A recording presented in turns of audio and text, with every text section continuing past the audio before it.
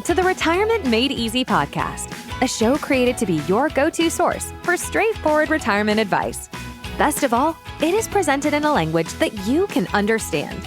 Are you ready for some straight talk on retirement planning without all the fluff? Well, you found the right podcast.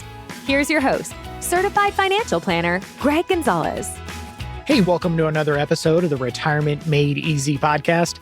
I'm Greg Gonzalez. Thanks for joining me today. This will be the final episode of 2024. So we've got some big plans for the podcast and the YouTube channel for 2025. YouTube channel is just Retirement Made Easy. If you haven't checked that out, feel free to. So there's a lot of fun stuff on the horizon. Our tax guide will be coming out shortly for 2025. You can download that for free on our website, retirementmadeeasypodcast.com, underneath the resources tab. And you can also download our 2025 market outlook released from LPL Financial. It is a fantastic 2025 market outlook. It gets very, very in-depth, and the price is right. It's free. So our website, again, retirementmadeeasypodcast.com, underneath the resources tab. You'll see the 2025 market outlook. Just put in your email address and it will be emailed to you. And for those listeners that want to get serious about their retirement planning and work with a professional, well, there's a section of the website that says work with us, and there's a little form you can fill out, and we'll start our conversation that way to help put together a retirement strategy that's customized to you and your situation.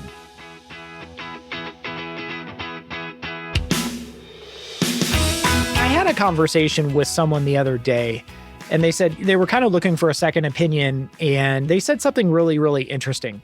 They said, I think I'm okay, but I know there's some things that I'm missing. And he said, really, I'm at the point where the success, my retirement success, is more important to me after a 35-year career than anything. And I really, really just want to stack my probability of success. And I thought that was really, really thought-provoking. Stacking his odds of success, because he mentioned that there were things that he was missing. There were gaps in his plan that he had put together. And quite frankly, there were. And he said, and if I have to pay someone to have a professional on my side just to increase my probability of success, it's worth it to me. And I thought this gentleman had a really, really interesting viewpoint of it all. And I enjoyed the conversation. He's a listener of the podcast, so he'll probably appreciate me mentioning him anonymously, of course. But I wanted to mention for the podcast listeners, they might find this story of another conversation I had with somebody. And this dates back months ago, but I spoke with a gentleman that was in his early 60s, and he started to tell his story. And before he got done with his story about what happened and why he was going to be retiring, I knew what happened because I figured it out. And it's just because I have done this for years and years and years of just consistently working with people 50 and over, trying to put together a successful retirement game plan, that I feel like I've just seen so many different situations that I know what's ahead for people, even if they don't know. And so this guy's story went like this. He was 18 months from retirement, worked for a company that had been up and down for a long, long time, publicly traded company, had stock, had a pension, had 401k. And he said he was 18 months from retirement and kind of feeling good about the path he was on, but he still needed that income for another 18 months, needed the health insurance, knew he was almost there. And his boss said, hey, you're going to get this bonus. And during this conversation, it was one of those days he was just feeling really, really good about where he was at. And he said, well, you know what? I don't really need that bonus. That's going to be $10,000, $20,000 bonus. Why don't you give that to somebody that's really ramping up in their career? Maybe they have a young family and they could really use that money. Instead, just give my bonus to them. And his boss, had never heard that before, but he said, okay, that's your decision. We'll put your bonus down as zero. Now, that may sound okay to you, but I'm immediately thinking I'm a financial planner. I see things differently than most people see.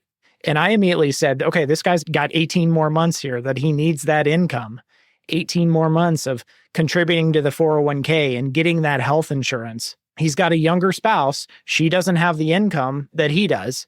I knew what was going to happen. I know where this story is going. By him deciding to do that, and turning down $10,000, $20,000 bonus, I know what's going to happen. I know what could happen. Do you know what's going to happen here? So he continues with his story and said, a couple months go by and he got a call into the office, his boss's office, and there was another person sitting there. They offered him 3 months severance and 3 months of health insurance. Why? Why would they do that? Well, when you turn down a bonus, how you're kind of graded as far as your performance in your role is based on the level of bonus that you get. So if an employee gets a 0 bonus, that means they're underperforming. And so if a company is going through layoffs, sometimes what they'll do is they'll look at, okay, who are all the people that are the underperformers? We'll look at the bonus that they got, and it's going to be 0 or negligible. And those are the first people to get laid off. People with the highest bonuses, sometimes or typically, those are going to be the high performers, those people that are exceeding expectations. So those are the people that are going to be let go last in a lot of instances. Moral of the story, talk to your financial planner before decisions like this are made and never turn down a bonus. If they give you a bonus, take it. If you want to be philanthropic or charitable and give it to someone that's less fortunate, perfect. But take the bonus. You are that close to retirement. In this guy's instance, that close to retirement. And a decision like that really, really changes the program. And in an instance, he went from, hey, this company's been good to me, I've had a great career, to, hey, I just got laid off and got 3 months severance. And I planned on working another 18 months, and they're only going to pay me health insurance for 3 months. And I tell my clients all the time, I've retired 200 times, so you can retire once. And what I mean by that is I've helped hundreds of people retire by using a knowledge base based on experience. I've seen time and time again where people have made great decisions, have made mistakes, but ultimately when you see it over and over again, what goes into a solid retirement plan and retirement strategy, you kind of know how to set somebody up for success. So that's why I do this podcast. I hope it can be a blessing for you. I hope there's a lot of takeaways, some lessons, even life lessons. I've had people email and say, hey, gosh, there were some life lessons I'm even talking to my kids about. And that's pretty cool. So we'll keep chugging along and do this podcast as long as people want to listen. But I wanted to take a minute and talk about my prediction for 2025 and 2026. A lot of people are thinking, hey, this next year, new president, new Congress, change is in the air, right?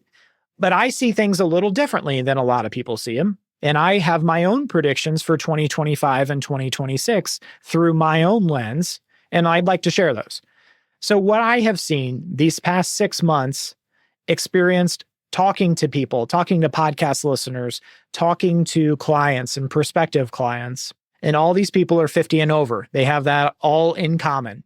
For the people that are close to retirement, we're reviewing their retirement plans, their strategy, and a lot of them have been considering moving up their retirement date. And why is that? Well, there's a lot of things that have happened, whether it's clients getting boosts in income or the fact that their 401k balances and Roth IRAs, whatever retirement accounts they have, their portfolio that they have saved for retirement is up very, very handsomely as a result of this year, 2024. Just looking at, as I'm recording this podcast, and these figures change literally daily, and during the work week, of course, it's by the second. But if you look at like year to date, as I'm recording this podcast, the Dow Jones Industrial Average is up 17%. S&P 500, 27%. Mid-cap index, 18%. NASDAQ, 28%. Russell 2000, 16%. So it's been a very, very good year, especially for all of our clients that are dollar cost averaging, every paycheck adding to that 401k, for example.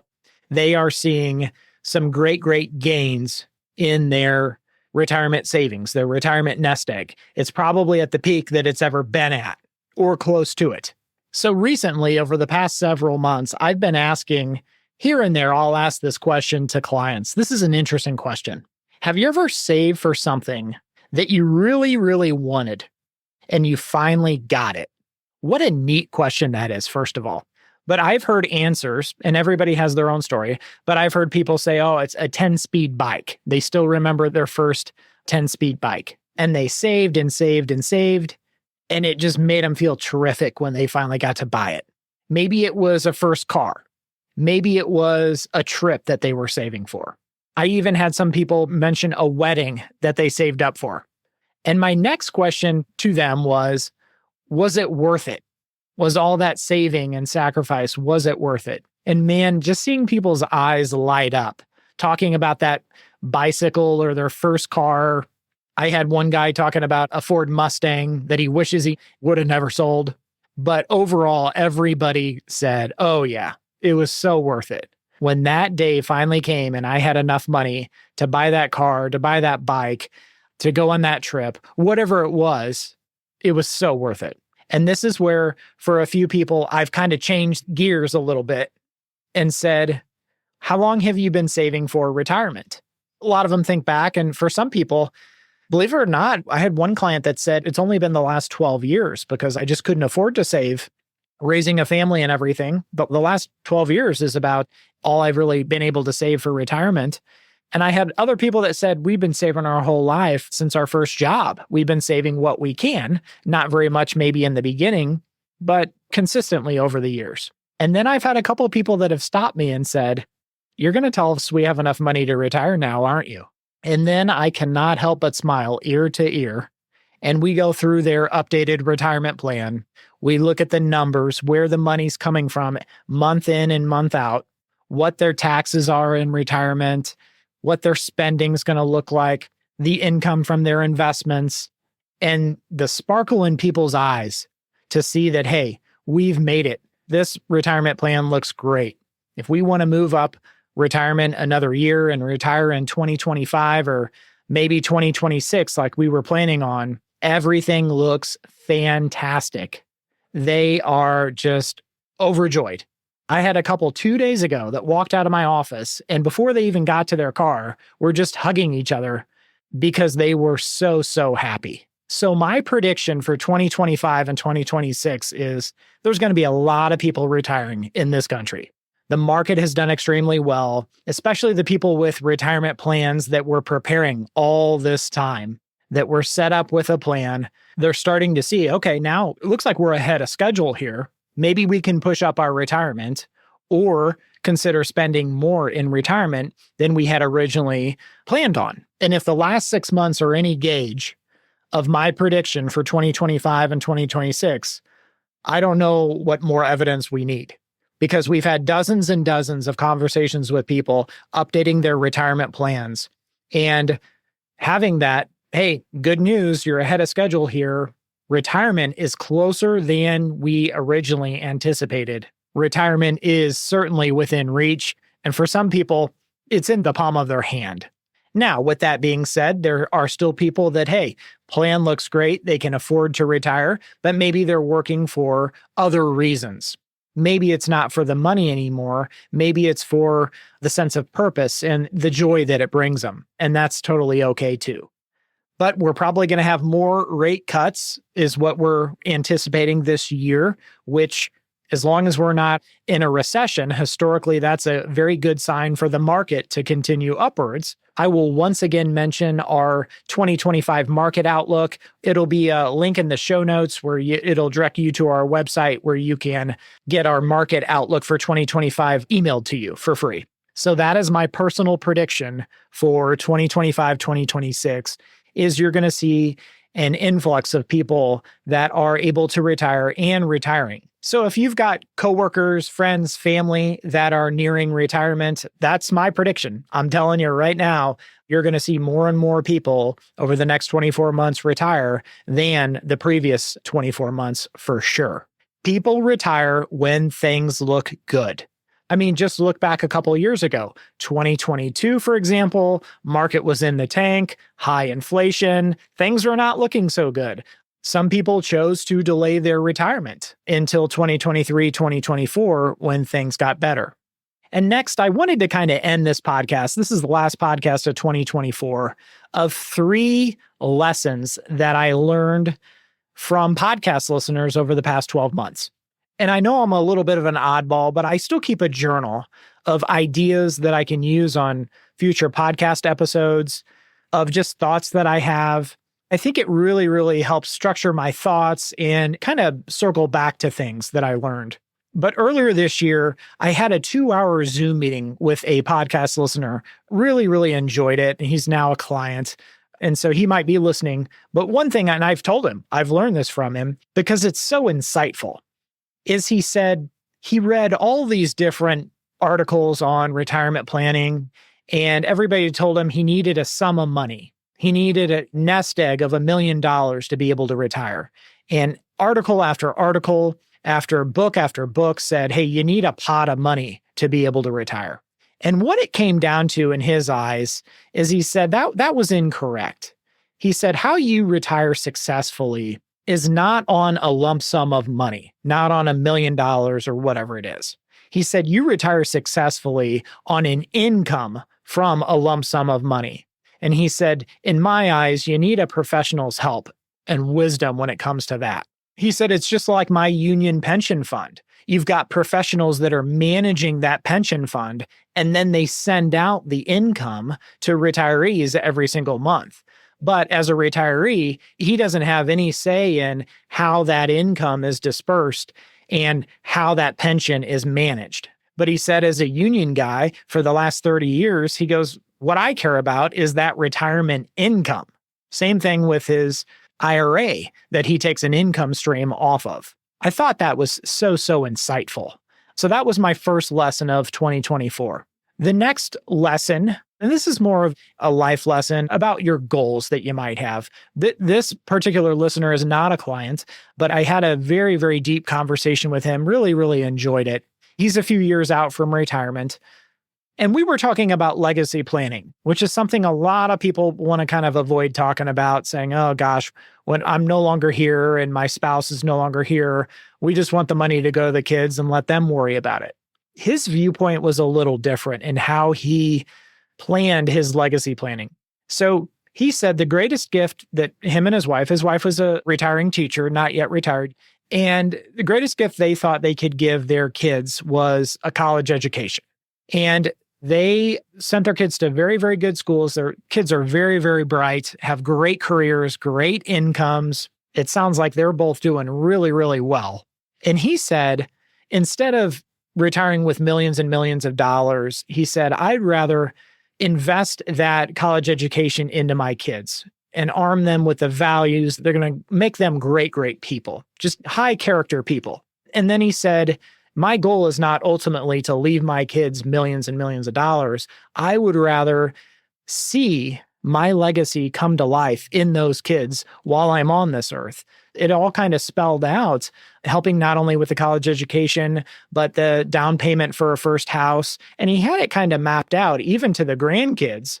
And his plan for retirement is quite unique because it does not plan on leaving at the very end this big, big legacy to the kids. In fact, the kids are not even named in their trust, which I thought was fascinating. But it's something people don't think about. I don't think they put enough thought into legacy planning as a component of retirement planning. But in my opinion, it can be such a crucial element that really, really needs to be thought about and planned for. And everybody's plan's different. Everybody's goals and visions are different. And his might not be anything remotely similar to what you want. And that's okay, because him and his wife have their own goals and visions, and you might have yours, and that's totally fine. His particular goals cause him to work a little longer than the average person, and he knows that. He's fine with it. And I've heard these two lines over and over and over when it comes to this topic. I've heard, I don't want to be a burden to my kids one day. And then I've heard also from a current client that he said, I want to leave a legacy to my kids, but I don't want to ruin their life. Wow, how powerful is that? And the last thing I learned this year was from a listener that was talking about kind of the what if scenarios when it comes to retirement planning, the unknowns. You know, for example, we don't know what taxes are going to be in the future. That's something we just have to make educated guesses, right? Or estimates of what they could be in the future. We can look back at a tax chart to see what income taxes have been in the past 20, 30, 40, 50 years. We don't know what laws Congress is going to pass next. For example, the Secure Act 2.0 that got rid of the stretch IRA. In other words, if you leave your IRA or Roth IRA to your kids, they've got 10 years to spend that IRA or that Roth IRA. Only 10 years. They cannot stretch it out over their entire lifetime. And that was a huge, huge monumental change. And no one saw that coming. For example, President Trump has said, well, he plans to stop taxation of Social Security benefits, federal income taxes on Social Security benefits. That may not happen. That may not ever come to be. We'll have to see. So this was really a lesson or a reminder that we kind of do the best with what we have, the information that we have. Retirement for most people, 30, 40-year journey. There's going to be a lot of changes and nobody has a crystal ball. But what we can do, the best way, in my opinion, is to make educated guesses or estimates of how this is going to play out. And also, though, look for pitfalls that could, hey, if this law came into play, how would that impact our overall plan? That's the best we can do. There's just some things that are out of our control. But what I will say is, overall, nobody's retirement was ever postponed because of some kind of tax law change. People postpone or delay their retirement because of lack of planning or some other circumstances. But it's not because of some kind of change in the tax law. It might cause you to pivot and adjust your strategy, but it's not going to derail your retirement. I hope this episode of the Retirement Made Easy podcast has been helpful. Hopefully you'll come back and listen more in 2025 in the new year. Happy New Year to you. And remember, always dream big. Content in this material is for general information only and not intended to provide specific advice or recommendations for any individual. The content in this material does not necessarily reflect the views of LPL Financial. This is a hypothetical example and is not representative of any specific situation. Your results will vary. The hypothetical rates of return used do not reflect the deduction of fees and charges inherent to investing. The opinions voiced in this material are for general information only and are not intended to provide specific advice or recommendations for any individual. To determine which investments might be appropriate for you, please consult your attorney, tax advisor, or financial planner prior to investing.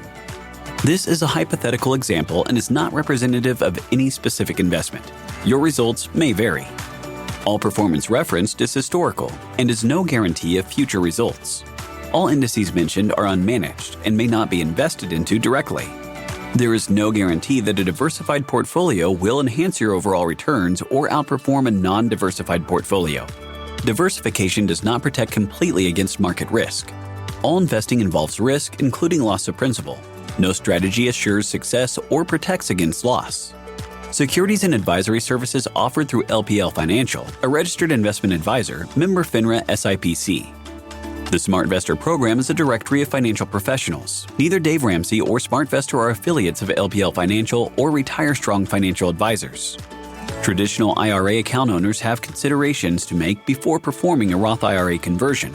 These primarily include income tax consequences on the converted amount in the year of conversion, withdrawal limitations from a Roth IRA, and income limitations for future contributions to a Roth IRA.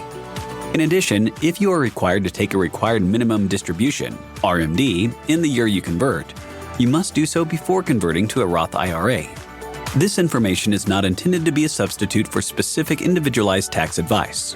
We suggest that you discuss your specific tax issues with a qualified tax advisor. Fixed and variable annuities are suitable for long-term investing, such as retirement investing. Gains from tax-deferred investments are taxed as ordinary income upon withdrawal. Guarantees are based on the claims paying ability of the issuing company.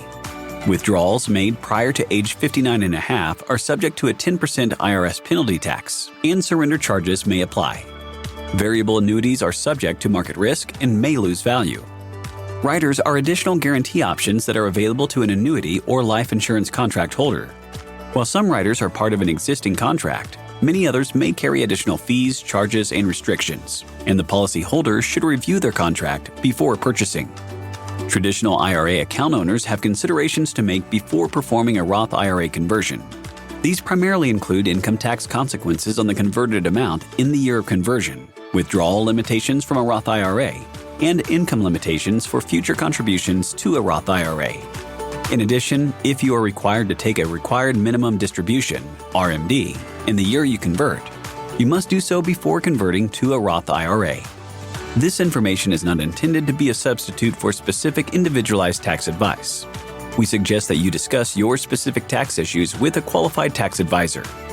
Retire Strong Financial Advisors and LPL Financial are not endorsed by or affiliated with the United States Social Security Administration or any government agency. Retire Strong Financial Advisors and LPL Financial are not endorsed by or affiliated with the U.S. Centers for Medicare and Medicaid Services or any government agency. Thank you for listening to the show today. Check us out at our website, retirementmadeeasypodcast.com. And if you want some help from Greg, submit your questions at the bottom of the page or sign up for a 30-minute retirement coaching session with Greg. We'll see you next week.